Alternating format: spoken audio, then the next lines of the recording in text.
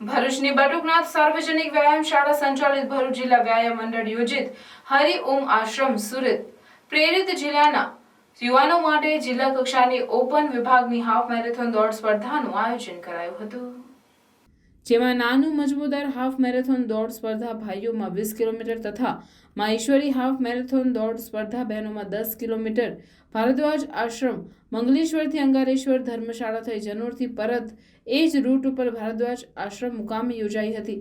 આ સ્પર્ધામાં કુલ 112 સ્પર્ધકોએ ભાગ લીધો હતો।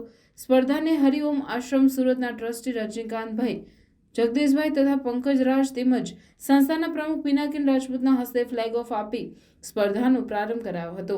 આ સ્પર્ધાના વિજેતાઓ ભાઈઓમાં પ્રથમ જયેશ પટણી, દ્વિતીય વસાવા વીર, તૃતીય શુભમ વસાવા તથા બહેનોમાં પ્રથમ સાક્ષી વસાવા, દ્વિતીય માહી વસાવા, તૃતીય ધ્રુવી વસાવા તથા તેમને ઉપરના મહાનુભાવોના હસ્તે ઇનામો આપી પ્રોત્સાહિત કરવામાં આવ્યા હતા।